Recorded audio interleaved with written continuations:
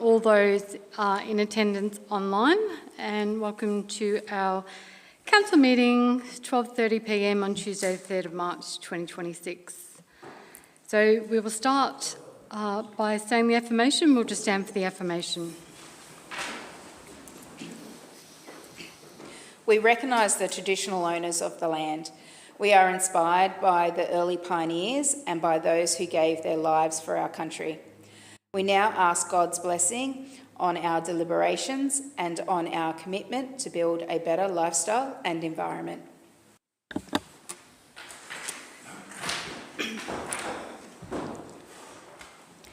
This council meeting is being recorded and live streamed to council's YouTube. The recording will also be made available on council's website. Whilst all care has been taken to ensure that your privacy is maintained, please be aware that your presence may be recorded. So, item 1, any apologies and leave of absence? There are none. We'll go to item 2, confirmation of minutes for the meeting held on Tuesday, 3rd of February 2026. So we have a recommendation there.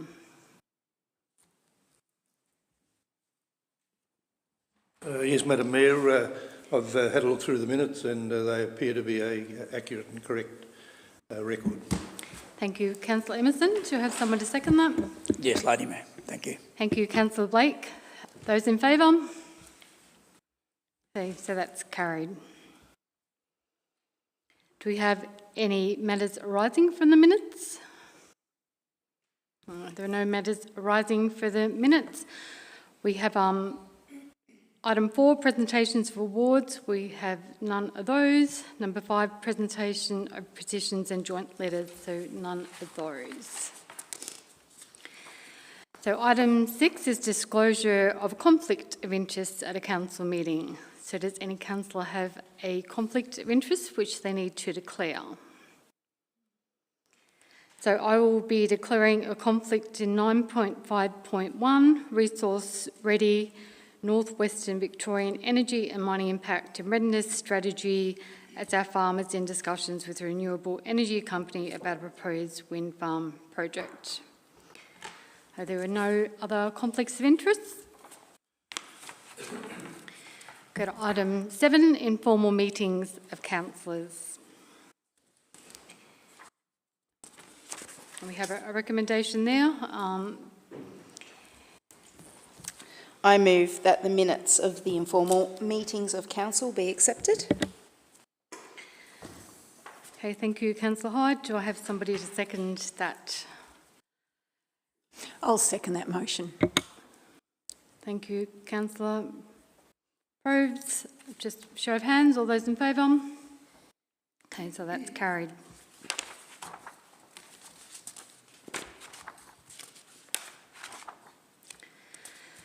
So item 9.4, sustainability, climate and waste, clean it up. 9.4.1, electrical line clearance management plan. We have an officer's report there. We've had lots of discussions on this in our briefings and we have a recommendation there.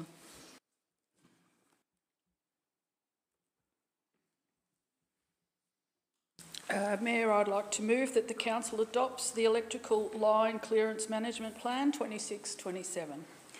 Thank you, Councillor Greenberger. Somebody to second that recommendation? I'm happy to second that, Mayor. Thank you, Councillor Hyde. So, Councillor Greenberger, would you like to speak to Council Yep, thank on you. the motion?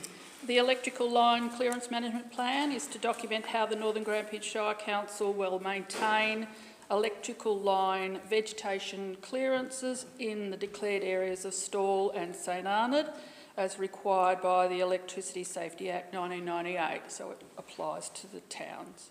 The electrical line clearance management plan is developed by the responsibilities as outlined by the Energy Safe Victoria Regulations 2020.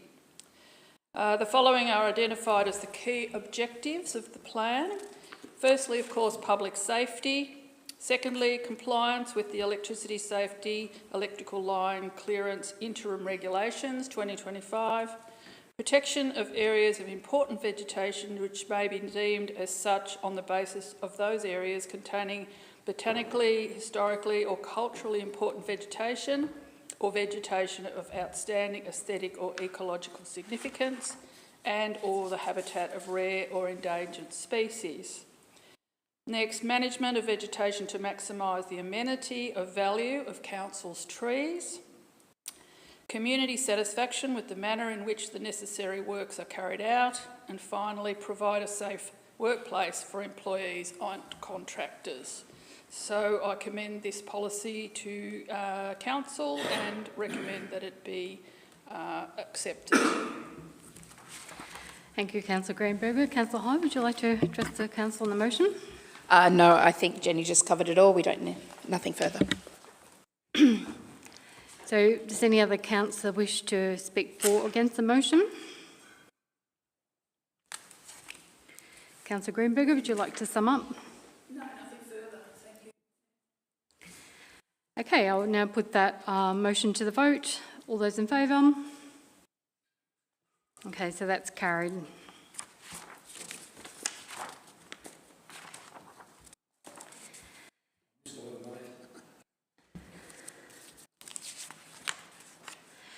So 9.4.2, bin straps, Halls Gap. We have a recommendation there. I would like to move that council approves a budget variation to allocate $20,000 towards the purchase of litter lock devices, allows the community to purchase litter lock devices from council at cost price for installation on household curbside bins, will charge an installation fee at cost price where a community member requests council's assistance to install the device. Okay, thank you, Councillor Hyde. Do I have anyone to second that motion? I'll second that motion. Thank you, Councillor Probes. So, Councillor Hyde, did you wish to address the council on the motion? Thank you, Mayor.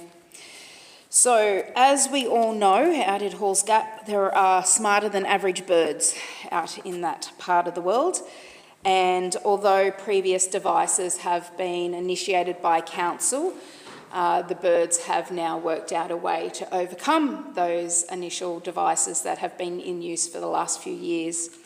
Additionally, there's a lot of weather events out there where rubbish is knocked over.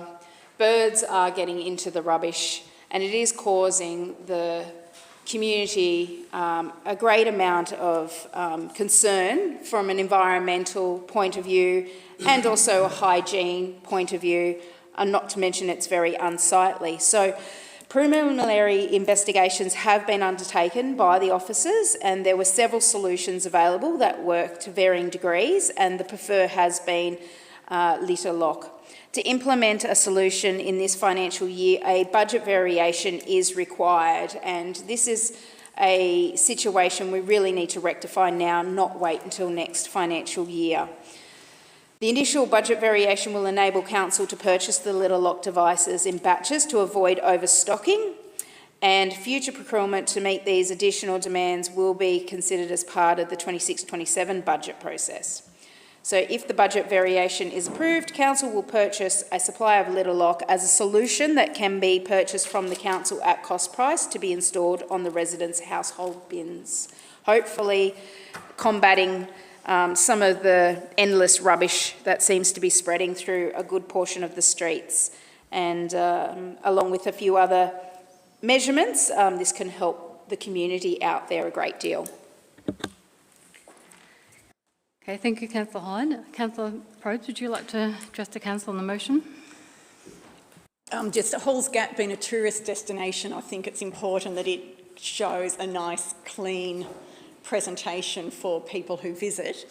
And the budget variation of the $20,000, we expect to recoup, not probably in this budget year, but next year as people buy the bins and buy their litter lock devices for their bins and get them installed. So it's really just a timing issue so we can get Halls Gap looking cleaner quicker. Thank you. Any councillor wish to speak for or against the motion? No other councillor wish to speak. I will just remind people that if this gets approved, then Northern Grampians Shire will be writing to all landowners of Halls Gap just to remind them of their obligations in regards to this. And I now hand it over to Councillor Hyde. Do you have anything? Do you want to sum up? No, you just took the words right out of my mouth. Sorry. Thank you, Mayor. Nothing further to add. All right. So I'll now put that to the vote. All in favour? Okay, so that's carried.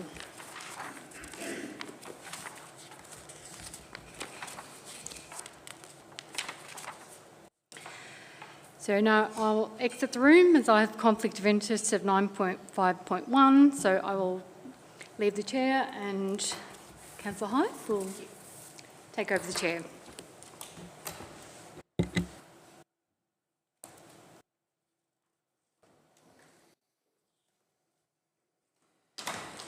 So item 9.5.1, resource ready, North Western Victoria Energy and Mining Impact and Readiness Strategy. We have a motion. Thank you, Deputy Mayor. It is my pleasure to recommend to Council that we endorse the Resource Ready North Western Victoria Energy and Mining Impact and Readiness Strategy. Commits to working with key stakeholders to implement the strategy's recommended actions in partnership with other study area councils, state government and other stakeholders. Authorises the Chief Executive Officer to advocate to state and federal governments for funding to implement priority actions identified in the strategy, and notes that successful implementation requires substantial external funding and regional coordination well beyond Council's existing resources. Thank you, Councillor Greenberger. Do we have a seconder?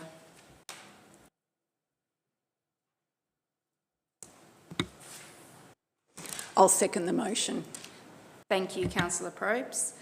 Councillor Greenberger, would you like to speak to the motion? Yes, thank you. I say it's my pleasure to move this recommendation because this strategy has been a long time in its preparation. Our CEO, Brent McAllister, I thank him for his initiative in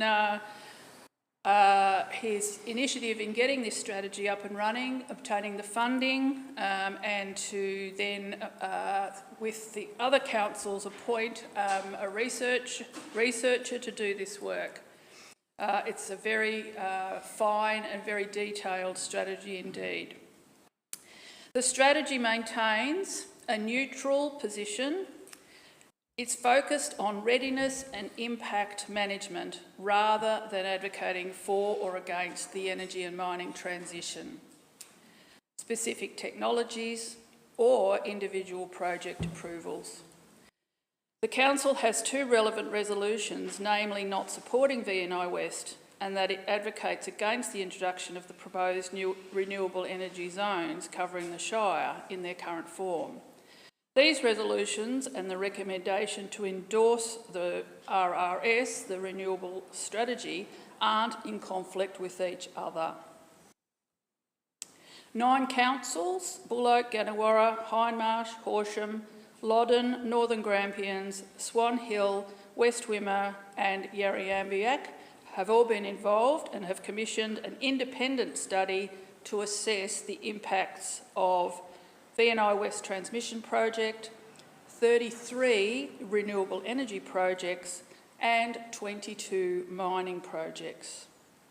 The study area covers 58,503 square kilometres, 26% of Victoria, with a population of around 93,100 and 42,300 jobs.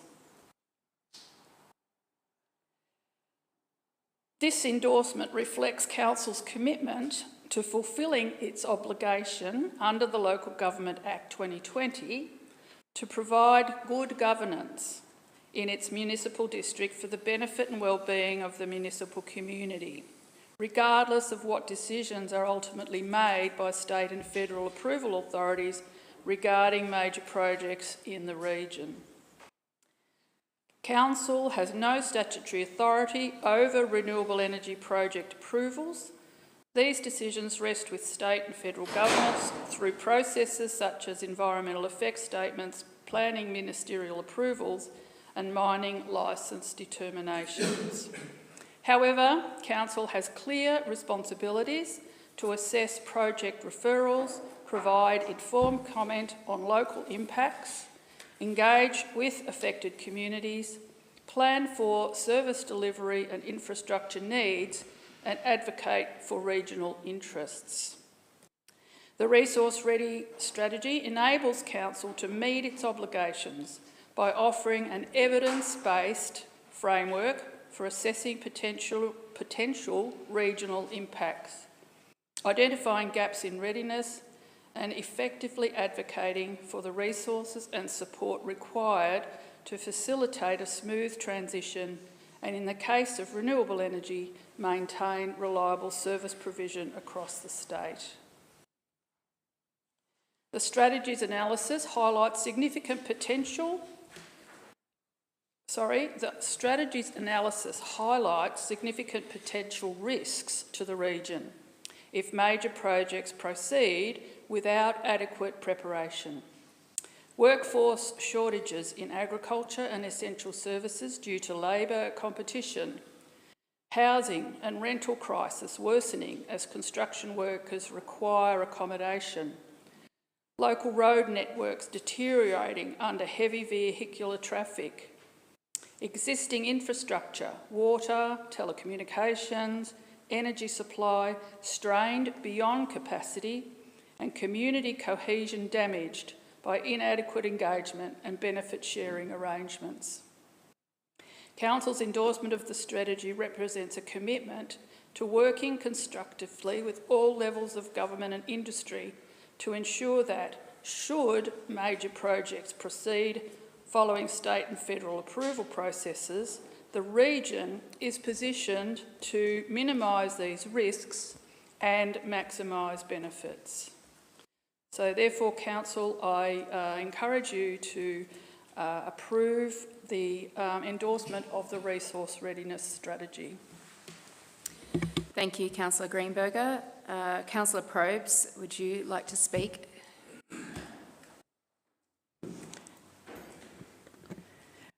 I actually think it's quite disappointing that we've had to go to the step of doing the Resource Ready study.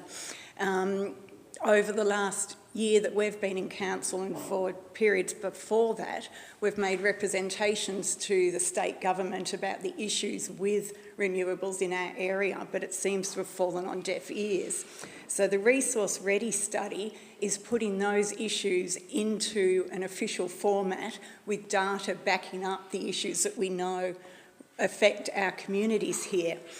We know there's economic issues, there's community issues, there's community opposition. Local governments don't have the resources to respond to the economic effects studies. Like, they're this big and we have 6 weeks to respond.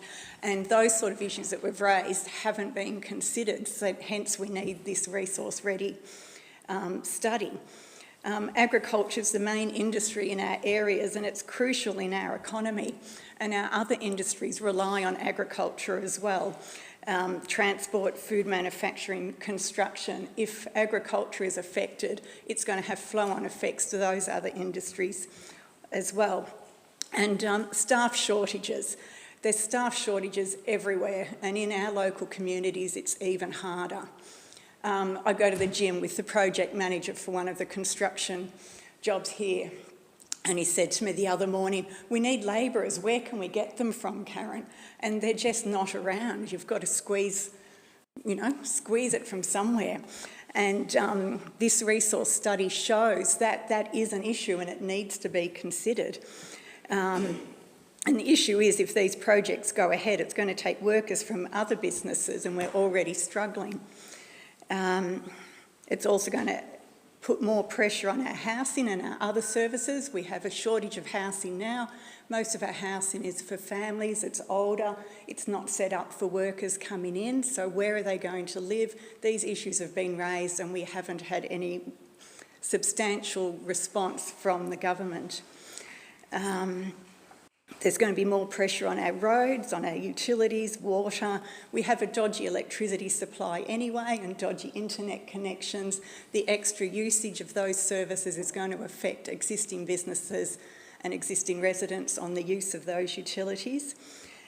So this report covers what's needed if the renewable energies are to proceed, and it requires a massive contribution from state and federal governments and from the renewable energy companies, and we're actually not seeing that yet. Lots of words but no action.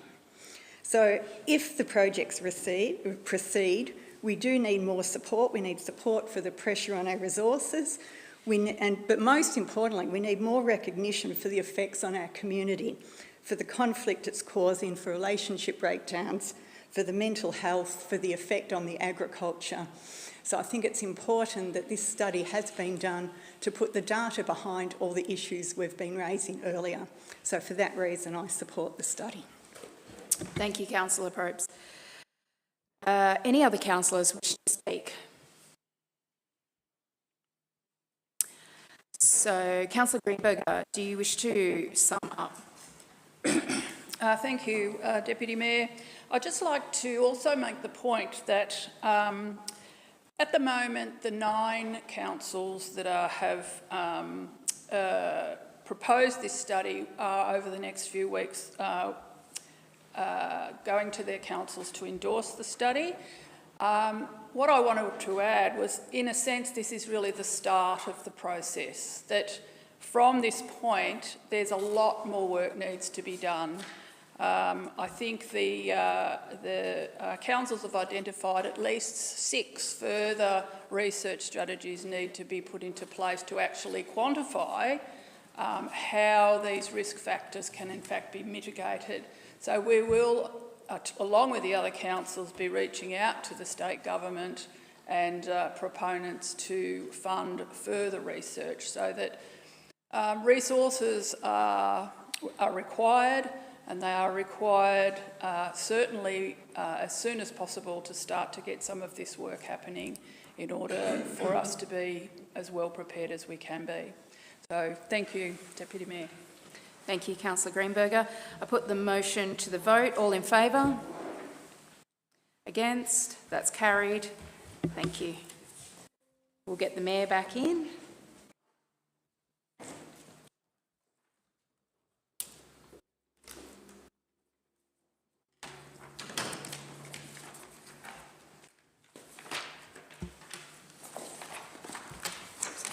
To 9.5.2. Thank you.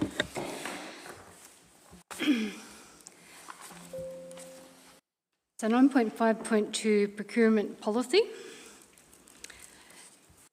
There's an update to the procurement policy. We've had lots of chats and lots of conversations around this. Our procurement policy is very outdated, so we have a recommendation that we adopt the updated procurement policy as provided. I'm happy to move that Council adopts the updated procurement policy as provided. Thank you, Councillor Hyde. Does someone to second that? I'll second that. Thank you, Councillor Probst. Councillor Hyde, do you wish to address the Council on the motion? Council hasn't updated its procurement thresholds recently, which indicated that its current risk of purchasing is not in line with the thresholds of the procurement policy, hence the update. And we have, as you mentioned, been through this and would like to put it forward. Thanks. Thank you. Councillor Probst, would you like to address the Council on the motion? Part of the changes we're making are we're increasing the limits for what decisions we delegate to whom. So they haven't been raised for 15 years, so there's a little bit of a jump now. But we also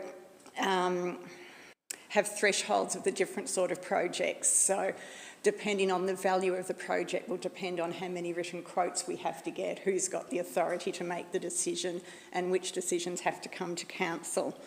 And we've also made a small change to the wording, which is maybe not minor, because rather than saying that we endeavour to get a local supplier, we just say we will consider local suppliers, not just endeavour. So that's a nice move. Thank you, Councillor Probes. So any other councillor like to speak for or against the motion? No. Councillor Hyde, would you like to sum up? No, nothing further to add. Thank you, Mayor. Okay, I'll now put the motion to the vote. All those in favour? Oh, that's carried.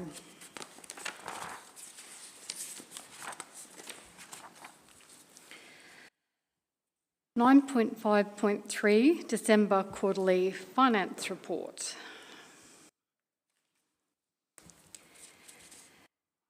So it's a budget report for the second quarter ended 31st December 2025.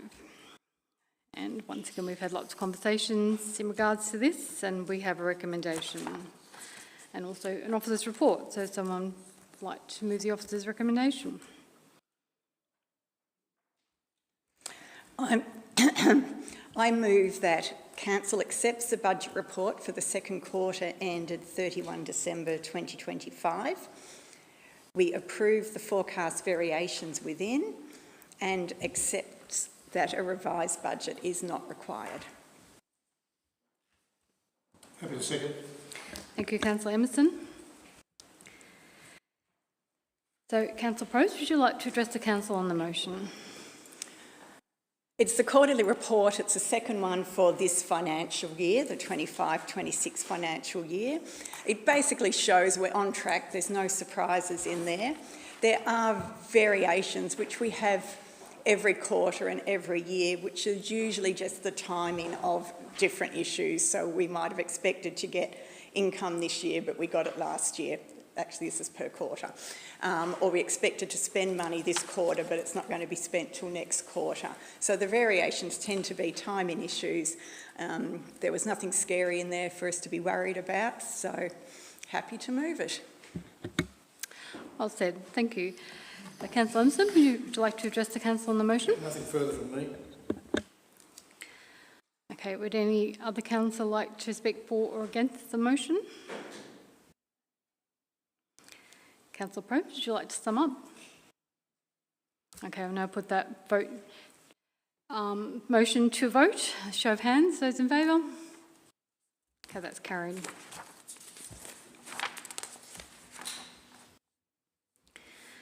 Right, we have no notices of motion or rescission. We will now go into reports from councillors and committees. So I'll start with Councillor Probst, if you'd like to start.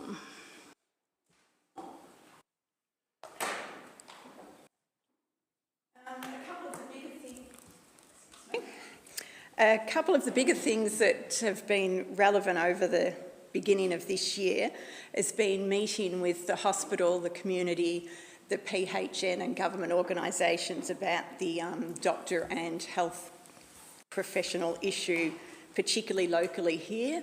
There are sort of possible solutions, but we're waiting for federal funding to implement some of those at the moment, so hopefully that will turn up soon. They're kind of expecting it every day, so cross our fingers that we get that approved. And speaking of health, there's also the aged care, and then at the other age spectrum, the early learning centre. Government's changed the funding for the aged care and the home and community services, so over this last month we've had surveys available to the community, so we've been encouraging people to fill that in, and I think we've had quite a good response for that.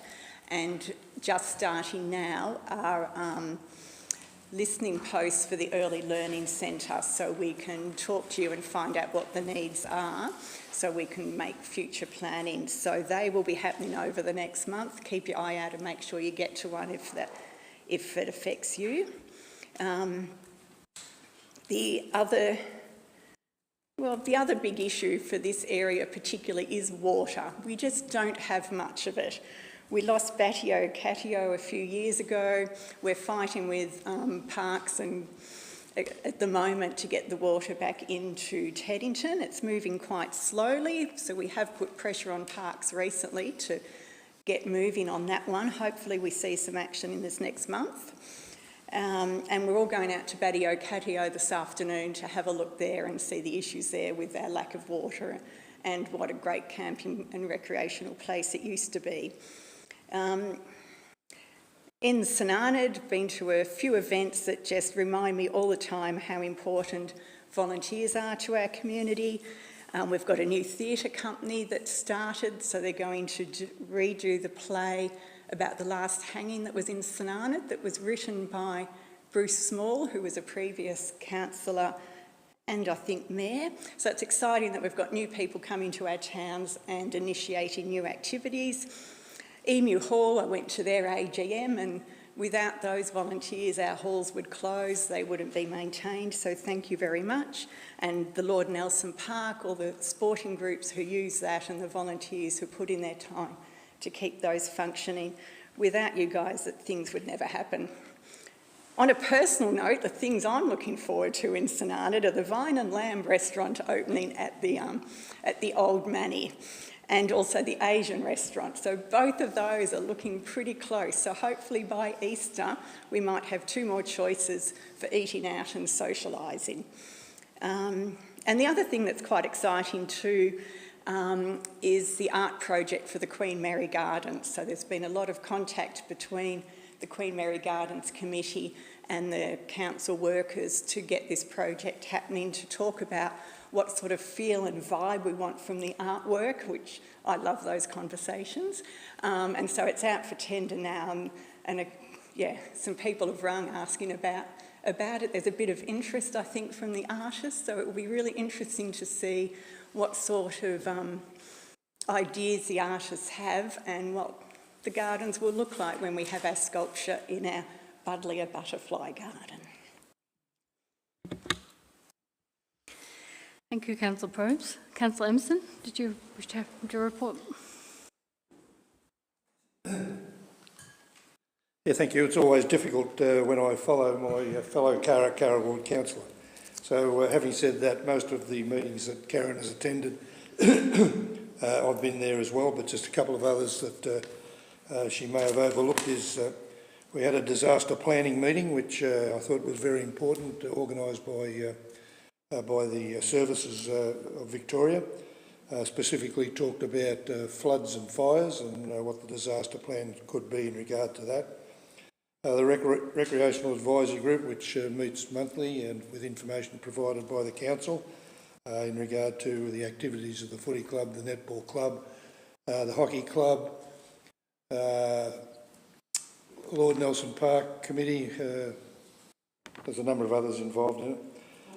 The Alternative Energy Project takes up a heck of a lot of my time representing the total Shire, but specifically the Shire of Carra, where it's affecting a lot of our farming people and our communities. The Upper and Lower Teddington, which Karen quickly touched on, it's an ongoing thing, and we're waiting for a bit of finance from the state government in regard to getting on with it. Scan meetings each month, the Queen Mary Garden meetings each month, and there are a number of other meetings that I come across and speak to people about some of the things that are happening in St Arnaud and what their wishes and concerns are. Thank you, Councillor Emerson. Councillor Hine. Me. Busy month. So at the start of the month, attended the Across Victoria Alliance Conference, which is an inaugural conference held in Horsham, discussing the renewable and mining energy affecting our region, which we've already discussed today. Councillor Greenberger and myself attended the Charlton for the transmission forum that we've been doing since we've been on council, which is a community reference group. And I also attended Great Western Futures Committee meeting. I attended with 2 other directors from the Shire out to Halls Gap at a land care meeting to discuss with I was really amazed by the level of knowledge that those individual residents have about the environment out there.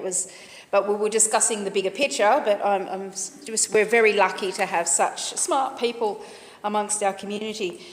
And attended with the Mayor and Councillor Greenberger the supple information section on dark matter. That was super fascinating. I took a lot of photographs of all the information and read it later in my own time. Again, a bunch of way too many smart people in one room. Super exciting for our region as those projects progress. And I do encourage people, follow the 2 different Dark Matter and Stall Supple Facebook pages for regular videos and updates, and they present them in a way that everyone can understand too. It's great. I've met with locals in regards to a few issues such as the fire fuel reduction and of course the bike track maintenance out at Halls Gap, and that pretty much sums up the majority of what I did. That's good. Thank you, Councillor Hyde. Councillor Greenberger. Yes, just to add a couple of extra things. A lot of work again on renewables. One of the highlights for me, I'm always very interested in learning more about operations of local government, and so this month there's been a couple of very good training opportunities. One was about the circular economy. We hear a lot about that in our waste management strategy, so to learn a bit more about that, that was very good. We went to the Regional Councils of Victoria conference, and topics covered were such things as emergency services, including a report on the recent fire season, which fortunately was not in our area this time, but we did hear about some other areas that were very badly affected. There was a session on political advocacy, which is vital to us. As I mentioned before, now following through the renewables readiness strategy, we've got some work to do around advocacy to get some of those extra research projects funded. And also there was an excellent training sessions on working with the media. And the other interesting webinar was offered by the Victorian Small Business Ombudsman, which was very helpful in talking about how council can support small business. I attended to the Stall Performing Arts Company AGM, like the St Arnold's Performing Arts Company. The Stall Company is makes a very valuable contribution to the culture of our community.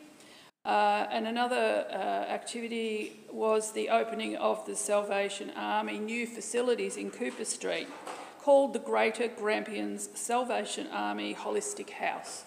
And the Salvos have taken a 5-bedroom house in Stall West and converted into a centre for the community to make use of, in terms of having craft groups, drop-in sessions, cuppers, and craft groups, things like that. So, and they will be having Salvation Army worship services there as well. It's a beautiful facility. They've done an amazing amount of work using mostly volunteers, and it's very encouraging that the Greater Grampians Salvation Army have chosen to locate their centre in Stall.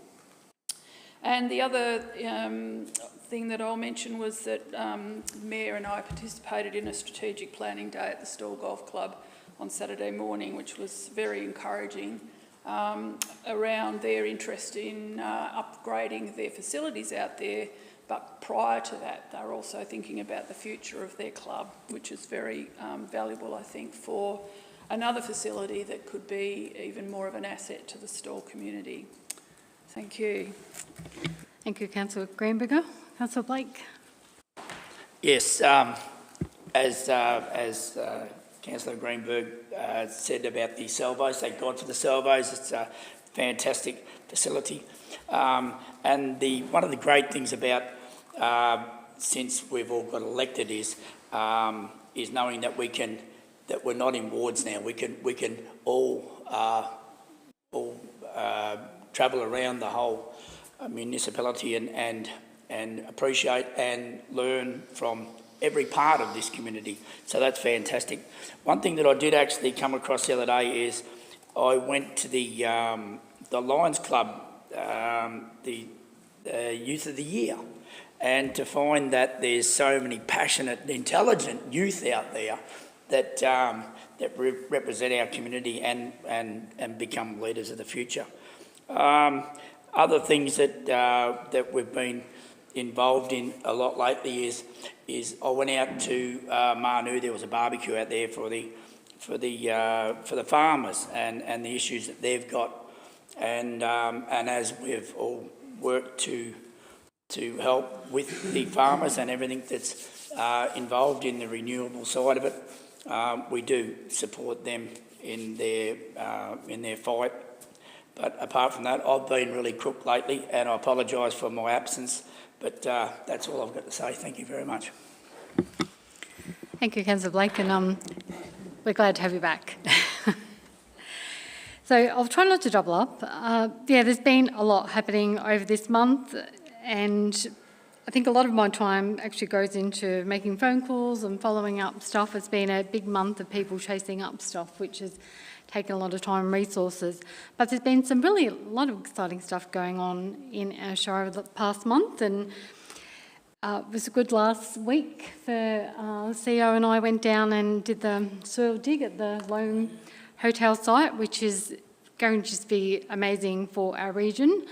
And we saw the owner, and Sam's so excited about the block. He's so excited about the project. It's going to be about an 18-month build, but it'll be 77 bedroom hotel apartment sort of building, and it's going to have a wellness spa. It's going to have everything. It looks really, really exciting, and we're really excited to have that and have them building these sort of things and having the faith in our Shire as well. They've worked pretty close with our Shire to get to where they got to, and they're really appreciative of the work that we have put in. I also went to the public event at Stawell Underground Physics Laboratory, and look, the people that were there were so excited, weren't they? Everyone's walking around saying, wow, wow, wow. They were all really, really excited to be invited and to be part of the conversations. And it was really a really good basic sort of update to where they're at. And yeah, they're moving along and ticking a lot of boxes. And it's one of these things that we're watching that space is very, very exciting for our Shire. So I did also go to the Rural Council's Victoria training and networking event with Brent and Councillor Greenberger. As Councillor Greenberger did say, it was a long day. We were up early. Got up at 6 o'clock to get the 7 o'clock train down there, and then we're going to get home to about 9:30. So it was a long day. But it's very good training and networking event. We learn a lot about, as Councillor Greenberger said, emergency services, advocacy and media workshop. Great networking. There was a lot of people from rural councils around our region, which was great. It's always nice to see those familiar faces, have a bit of a chat, see where they're at, and just it's generally a really good update. And it was really, really well received, and I really like going to those days because I really get a lot out of them. So I also went to the Community Advisory Committee workshop with Grampians Health that was in Ballarat. That was a sort of a full part of my day going up there and back, but it was great. We have some really good advisory committee members and a real lot of energy there, so it'll be watch this space a little bit and see where we go with the advisory committee for Grampians Health. But it was nice to see some familiar faces and some new faces on that committee, and as I said, a lot of energy, and looking forward to working with them. So also was in talks with Councillor Probes with our St Arnaud Hospital regarding the doctor shortage, with PHN and St Arnaud Hospital, and I know there was a really good group of people, wasn't there? It was a really good meeting, and I really appreciate the fact that everyone had gone out of their time. Like there's probably about 20 people in the meeting. It was quite a big variety of people, and it's a problem that has to be discussed, and we are definitely in that conversation and working our hardest to get to a resolution. Also, the Saturday morning Stawell Golf Club, even though it was a bit of an early start, again, it was 8:30 on a Saturday morning, and I was like 5 minutes late because I just really didn't want to get out of bed. But anyway, it was a really good meeting, and they're so energetic and they're so passionate about building and networking and getting the community on board. It was a really vibrant and really good meeting. There's always lots happening, and we all are out and about. We're all out and about for the whole Shire, not just for our own Pacific wards, and we do put a lot into what we do, so thank you to all the councillors for their reports. So I will now ask that somebody move that those reports be received. Happy, Mayor, to move that the councillors' reports be reved. Thank you, Councillor Hyde. Someone to second that motion? I'll second it, love. Thank you, Councillor Blake. So just ask for a show of hands. Those in favour? I see, that's carried. We're now going to urgent business, and we have one urgent business item, so I just need someone to move a motion that we go into urgent business. Thank you, Madam Mayor. I have an item of urgent business, and I'd ask, I move a motion that Council accept the item of urgent business at late notice. It's in regard to recognising the exports of Sarah Blizzard, who was a local representative in the Winter Olympic Games. Okay, so happy to have someone to second that we go into urgent council. Yeah, I'll second that. I mean urgent business. So I now call for a show of hands that we. I'd like to present on the. We'll go into urgent business first, and then we'll go into the separate item. Sorry. So just a show of hands that we're happy to accept some urgent business. Okay. Now, Councillor Emerson, if you'd just like to move the motion on what the urgent thanks. business I was getting is. a bit excited because I think it's a very important part of what we should be doing in our communities. My motion is to move a motion to send to Sarah Blizzard, a very important young person in our community, to say congratulations and well done at the 2026 Winter Olympic Games. Thank you, Councillor Emerson. Do I have somebody to second that motion? I'm happy to second that motion. Thank you, Councillor Hyde. So, Councillor Emerson, if you'd like to speak to the motion. Sarah Blizzard and her family, where they're not ratepayers in our Shire, they are directly connected with us through their involvement, long-standing involvement of the Stawell Gift. Sarah's mother and father have both been committee people on the Stawell Gift Committee for many, many years. Sarah has been a competitor there and a helper over the Stawell Gift weekend programs, and a very successful runner, I might add as well. Ran third twice or three times in the Women's Stawell Gift event. Sarah just recently took up bob sledding. I always have trouble saying that, and this year competed at the Winter Olympic Games. She ran her team. She was in a double bobsled. Her team ran 19th, I think, a few positions behind the other Australian side. But what a fantastic effort it was for a couple of girls from Australia who don't have much snow to practice on. They tell me she started practising in her backyard with a billy cart type of thing, and now she's been to the Olympic Games. She can very happily declare herself an Olympian, and I think it'd be respectful if we as a council wrote a note to both her and her father and congratulated them on such a wonderful achievement for young people out of our region. Thank you, Councillor Emerson. Councillor Hyde, would you like to speak to the motion? Just to add that, although I don't know Sarah particularly well myself, I do know her father, and I have been listening for the last 2 years from him about the progress of Sarah. So I feel like I know her because of all the updates that I've received, and I've been cheering for her, and you may have noticed in my councillor Facebook page I have been sharing her achievements along the way. So I believe she did train a lot of her time in Stawell North Park during her time here. So although doesn't reside in our shire, she is a part of our greater community. Their family are a part of the greater community, and I'm very proud to say that I know of Sarah, and I think it's well worth noting that it was a good move by Councillor Emerson to move this to urgent business. Thank you, Councillor Heim. So, any councillor wish to speak for or against the motion? I just wish to add, and thank you for Councillor Emerson to bringing this to council for recognition.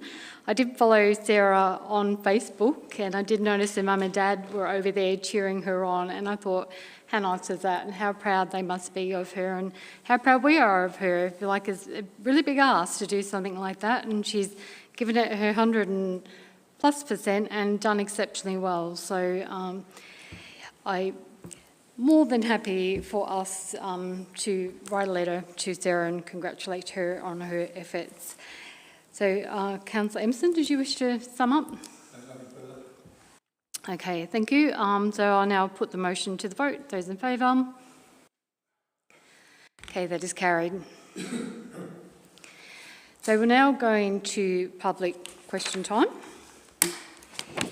And we have 3 questions from Ross.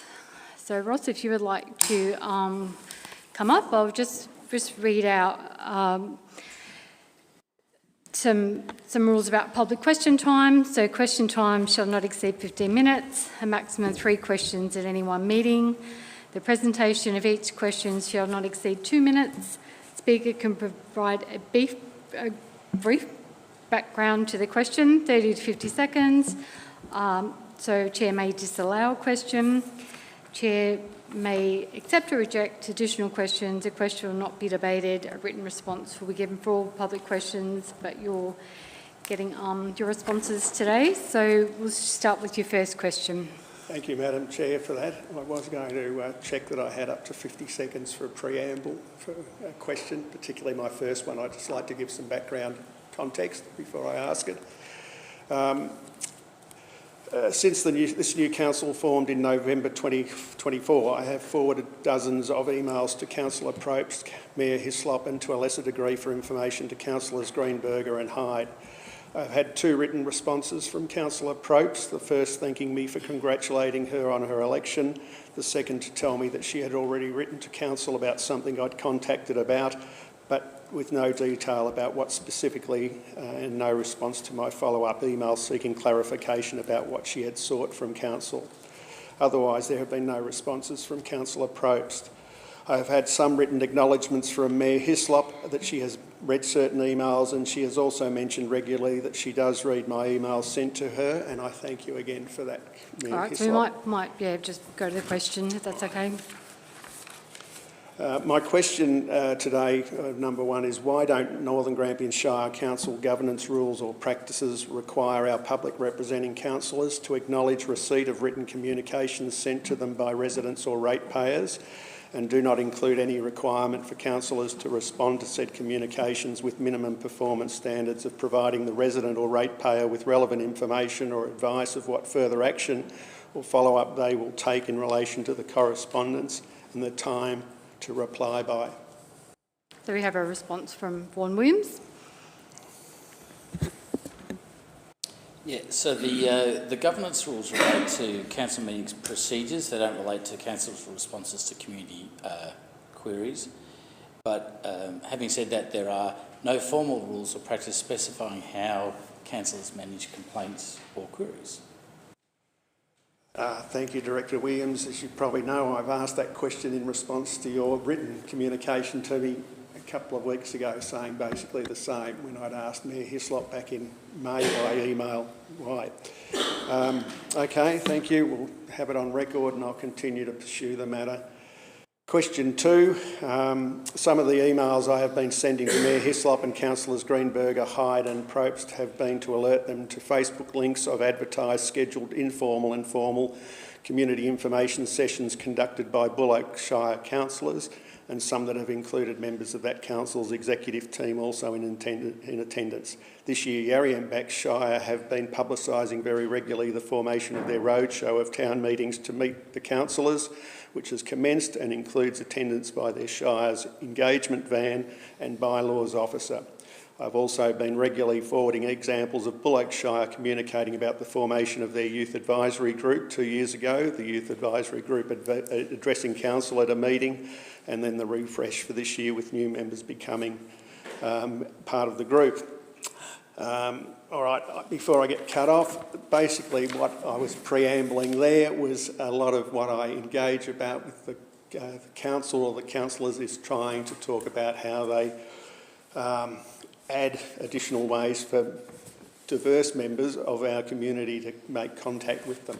My question specifically today is why don't Northern Grampians Shire governance rules or practices require its councillors to conduct for public engagement regular, scheduled and effectively pre-advertised drop-in or more structured public meetings with them in their wards throughout the year?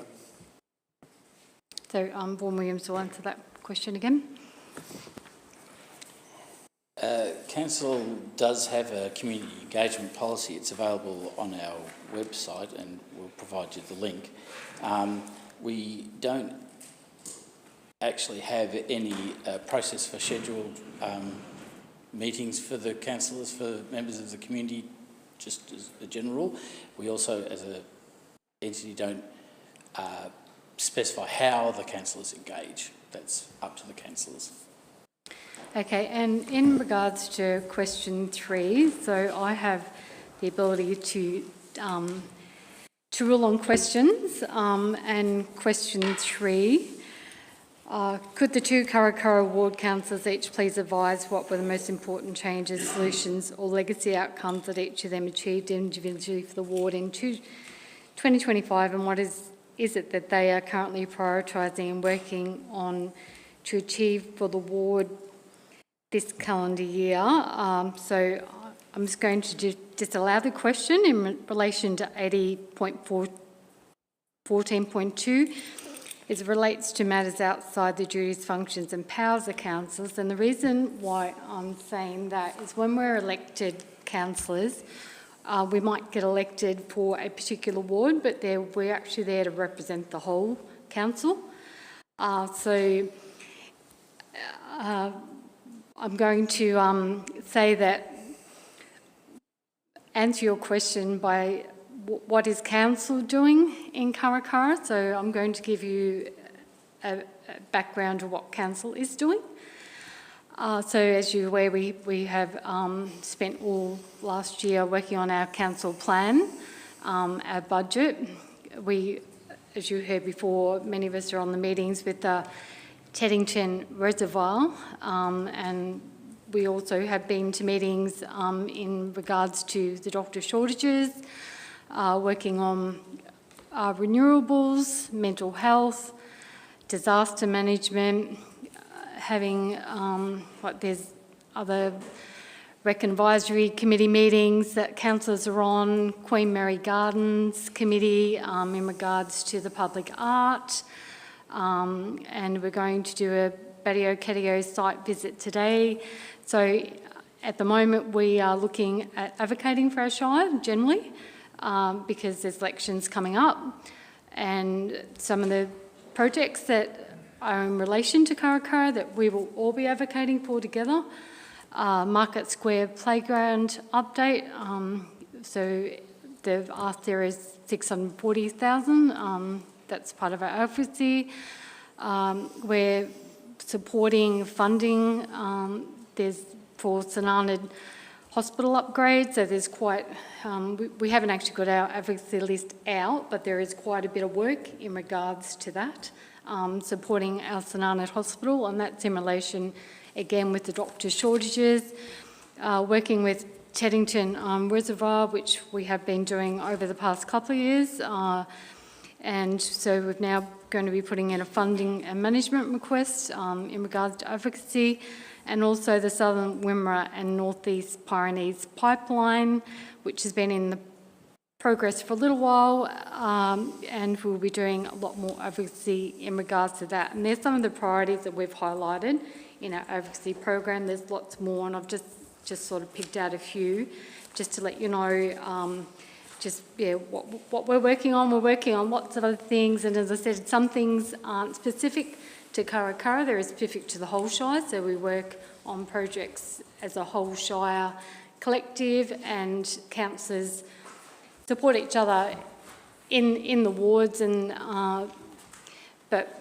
yeah, to itemise and sort of pick out what particular councillors do, I think it's a little bit tricky, which is why I thought I will answer the question on their behalf. So thank you for your questions. Madam Chair, first of all, I thank you for going to the trouble you have to answer the question, even though it's as such been disallowed, so my respect to you for doing that. I think perhaps it also underscores, given your response and my question, that the communication that the public at large receives perhaps could be improved. I know there's acknowledgement of that amongst our councillor group, but again, we have I don't get scanned meetings for 2 months quite often. If it's a 2-month gap between meetings, I have a meeting where I haven't had minutes from scan. That's an important forum, obviously, for our councillors to attend.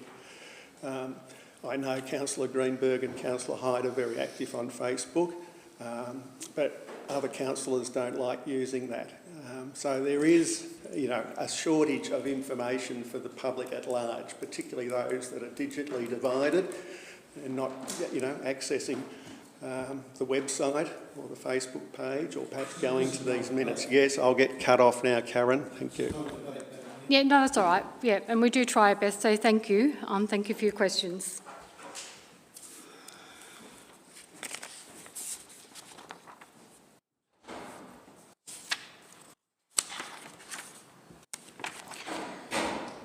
Okay, so there being no further business, I will now declare the meeting closed at, what time is it?